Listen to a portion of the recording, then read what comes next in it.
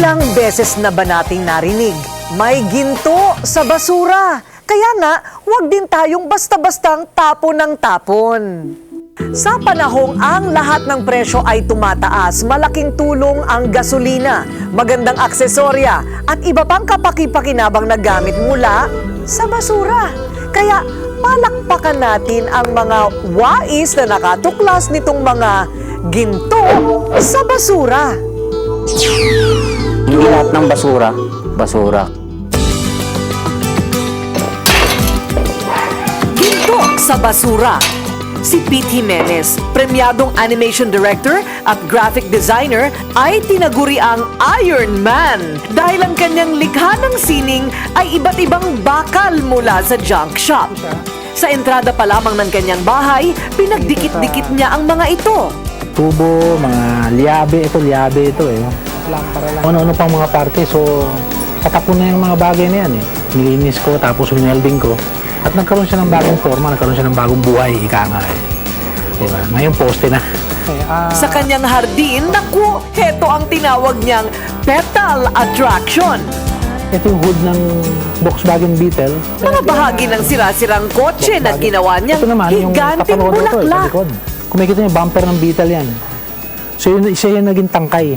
Malikhain sa mga patapon na bagay ay kanyang maikukumpara sa dati niyang buhay.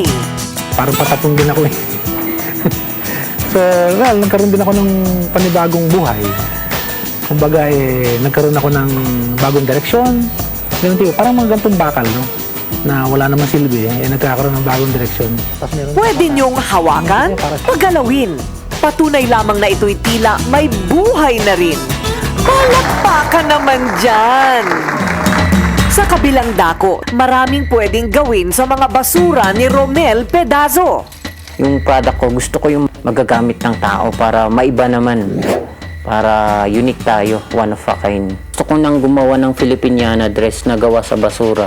Gaya ng manikin. Wala akong manikin para paggawa niya. Kaya gumawa ako ng manikin ko na sarili. Pwede natin lagyan ng pako para maiba naman, di ba? Artwork na siya. May sinturon ka na! Ito yung sa shampoo. Yung cover ng shampoo, mga yun. Tapos ito, pendant talaga to. Ito is clay gawa ko. Pag inassemble Belt ng bag. ganito, kakaiba siya, di ba? Pinakamalaki niyang nilikha sa ngayon ay ang makulay na traveling bag. Pwede mong lagyan ng gamit sa loob. Hindi porte yung mga basura, pinulot ko na lang. Gusto ko naman maayos siya, presentable na tignan. Para magkaroon ng idea yung mga bata. Hindi silang lalaki na wag nanakaw or wala nang future. Kaya hindi ka na nakapag-aaral. Pero pag dito, meron kang future kahit papano. Palakpakan naman dyan! Pinalakpakan, kamakailan lamang si Professor Alexis Belonio, agricultural engineer. Nang tanggapin niya ang pinakamalaking karangalan sa kanyang buhay, tanging Pinoy na kinilala bilang Associate Laureate ng Rolex Awards for Enterprise sa buong mundo. Pinagkalooban siya ng $50,000 katumbas ng mahigit na 2 milyong piso at isang steel at gold Rolex chronometer. Ang dugo ito para sa ating bayang Pilipinas.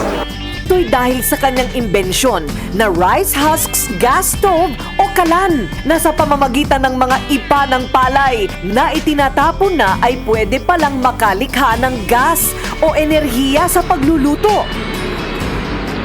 May munting ventilador o blower na pinapatakbo ng kuryente na nagsisilbing pang-ihip sa hangin para sunugin ang mga ipa at makalikha agad ng gas pangluto.